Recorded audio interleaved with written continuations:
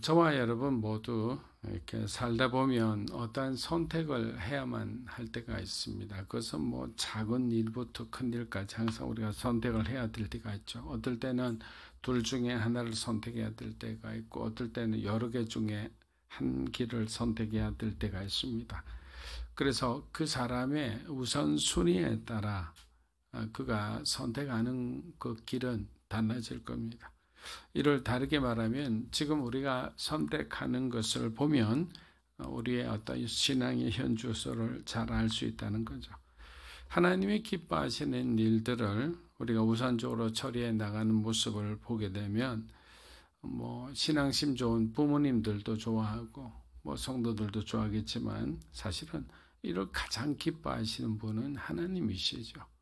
그래서 우리는 너무 일상에 푹 젖어 있다 보니까 하나님은 논외로 하고 우리의 어떤 가족 중심, 우리의 어떤 교우 중심, 또 여러분의 지인들, 어떤 세상에서의 어떤 이 공동체에 대해서만 너무 집중하는 경향이 있어요. 그러다 보니까 수직적으로 하나님하고 이렇게 위로 연결된 소위 안테나랄까요? 연결된 영적인 케이블이 없는 거죠. 그러다 보니까 이따금씩 하나님을 쳐다보게 되면 우리의 어떤 삶을 우리가 하나님의 관점에서 똑바로 보는 것이 사실 불가능하다. 저 역시 그런 경험을 할 때가 있는데, 그때는 이렇게 너무나 하나님의 일이지만 하나님과 상의하지 않을 때는 항상 그런 어떤 막막한 두려움을 느낄 때가 있습니다. 그래서 주변에 보면 크리스찬이지만 의외로 많은 사람들이 두려움 가운데 휩싸여 있다. 어떤 두려움이든 열심히 사는 사람들 앞에 이런 두려움들이 있다는 것은 사실 염려가 되죠. 왜 이런 사람들이 신실한 사람인데, 믿음이 좋은 사람인데 그 사람 마음에 세상을 살아갈 때 그의 미래에 대해서 두려움을 가지고 있다. 분명히 하나님께서 우리를 인도하심에 대해서 우리가 확신이 있는데도 왜 두려움이 생길까? 여러분, 두렵다는 것은 그 순간만큼은 전체 우리 인생을 이야기하는 것이 아니에요. 내가 두려워하는 대상, 두려워하는 그 일, 두려워하는 그 순간만큼은 우리가 하나님을 온전히 의지하지 않고 있다는 증거라 할 수도 있습니다. 성경에는 하나님을 경외하는 것, 거룩한 두려움에 대해 많은 부분을 할애하고 있습니다. 우리 시편 33편 18절에서 19절 한번 읽어보겠습니다. 여호와는 그를 경외하는 자, 곧 그의 인자하심을 바라는 자를 살피사 그들의 영혼을 사망에서 건지시며 그들이 굶주릴 때에 그들을 살리시는도다. 자, 여기서 뭐라고 되어 있어요? 그의 인자하심을 바라는 자, 여호와를 경외하는 자에게는 그들의 인생을 살피신다 그랬어요. 그들의 인생을 관찰하신다라는 거예요.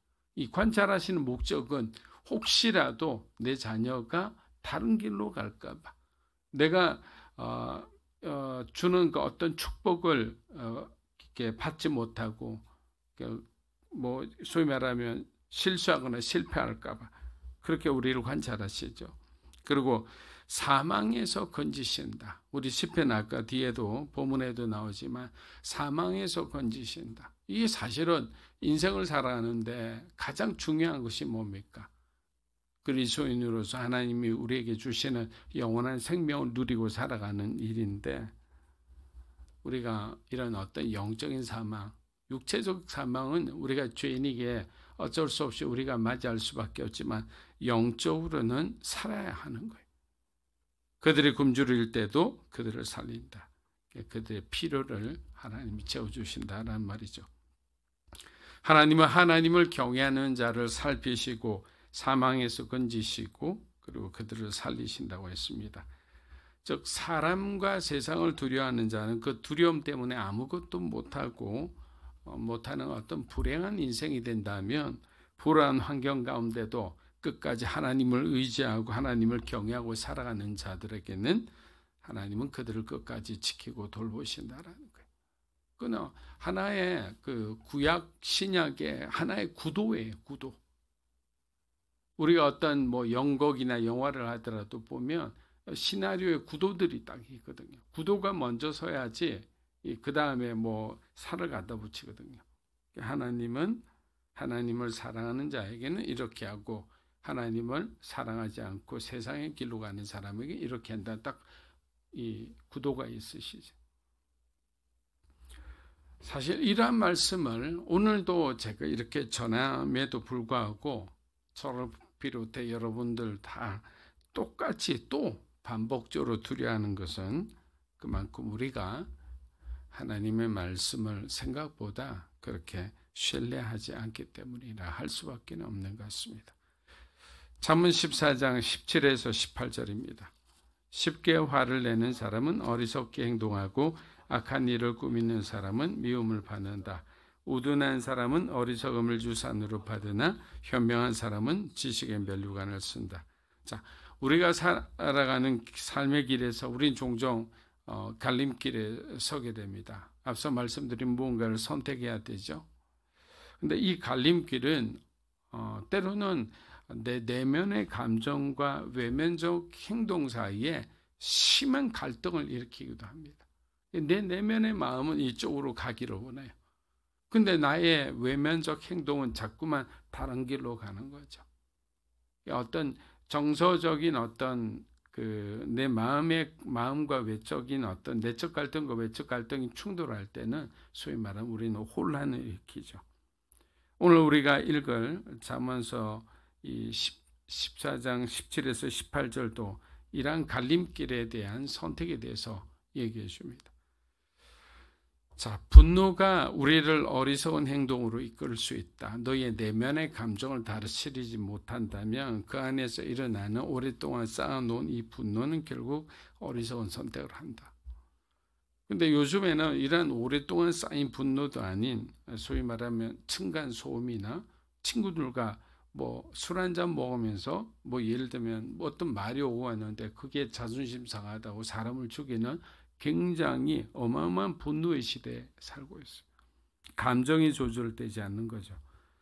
또한 미움이라는 것은 결국 상대방을 어떤 상처 입히는 것보다 여기서 뭐냐, 나 자신을, 우리 자신을 상처 입히는 결과를 초래한다라고 했어요. 그러나 하나님의 지혜는 우리를 진정한 지식 가운데로 인도하고 우리를 하나님 품으로 하나님의 그 임재 가운데로 인도한다고 약속합니다. 쉽게 화를 내는 사람은 어리석게 행동합니다. 왜?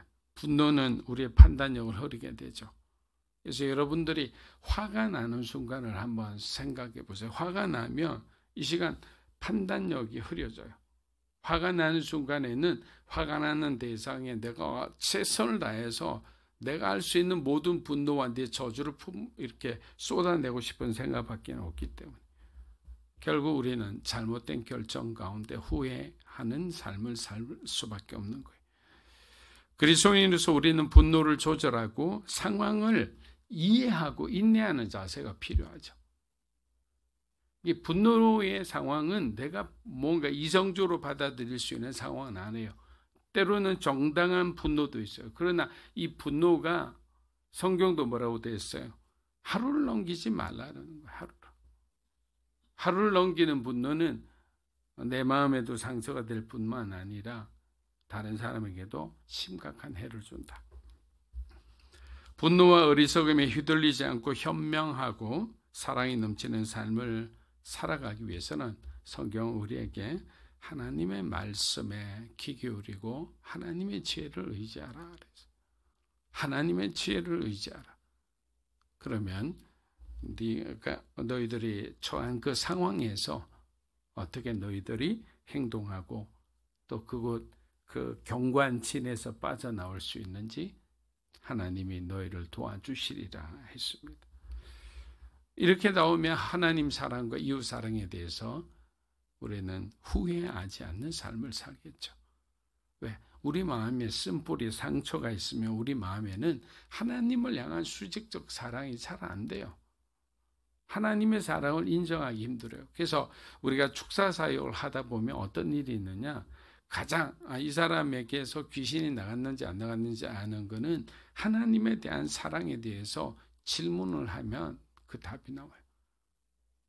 그 사랑을 받아들이지 못해요. 예수님이 나를 위해 십자가에서 죽으셨고 나를 구원하셨다는 걸 인정하지 않아요. 그 전까지는 비슷하게 인정을 해요. 그러나 본질에 딱 들어가면 딱 마음에 닫혀요. 왜? 하나님에 대한 굉장한 쓴뿌리가 있는 거예요. 인생을 불우하게 살았거나 우리의 삶이 심하게 흔들린 그런 경험이 있는 사람들은 그 마음에 그런 하나님을 향한 쓴뿌리도 있다라는 거예요. 잠언서 14장 22에서 23절입니다. 악을 꾀하는 사람은 잘못된 길을 가지만 선을 계획하는 사람은 자비와 진리를 얻는다. 열심히 일하면 유익이 있지만 말만 하면 가난해질 뿐이다. 자, 하나님 보시기에 옳지 않고 이웃들에게 피해를 주는 사람은 당연히 어떤 형태로든지 심판을 받게 되죠. 뭐 사기치거나 부정행위를 해서 뭔가 이렇게 다른 사람이 정당하게 받아야 될 권리를 우리가 훼손할 수도 있는 거죠. 근데 이것은 사실은 드러난 어떤 사건, 외부적인 문제로 드러났을 뿐이지 이것은 사실은 우리의 영적인 문제다. 영적으로 올바르지 않을 때는 외적으로도 뭔가 문제가 생길 수밖에 없다라는 거예요. 잠언 14장 23절은 또 보니까 말과 행동에 관계에 대한 교훈을 담고 있습니다. 여기서 뭐라고 되어 있어요? 열심히 일하면 유익이 있지만 말만 계속하게 되면 가난해질 거다. 자, 이 말씀에서 열심히 일하면 이란 부분은 어떤 우리가 어떤 노력하고 굉장히 어떤 노동을 하면서도 최선을 다하는 삶을 강조하죠. 이렇게 하면 가시적인 결과와 성과를 가져옵니다. 근데 여러분, 제가 지금 말씀드린 모든 것은 여러분들이 딱 구분을 해야 되는 게 평화로울 시기에는 영적으로 우리가 상태가 좋고 모든 주변의 관계가 좋고 내가 살아갈 의욕이 있을 때는 내가 비록 가난할지라도 지금 이 추운 날씨에 밖에 나가서 공사장에서 일을 하더라도 그 사람의 마음은 따뜻한 거예요. 왜? 가족을 생각하고 자녀를 생각하니까 어마어마한 그런 영적인 또 가장으로서의 책임감을 가지고 나가니까 오히려 하나라도 더 일찍 일해서 더 많은 시간을 일해 돈을 번다든지 야근을 한다든지 그것을 절대로 부담으로 생각하지 않아요. 오히려 그 야근의 기회가 없는 것이 안타깝죠. 왜? 사랑하는 자녀에게 뭐라도 학원이라도 보내주고 싶고 뭐라도 하나라도 더 해주고 싶은 그런 아버지의 마음, 어머니의 마음이 있기 때문에. 문제는 뭐냐?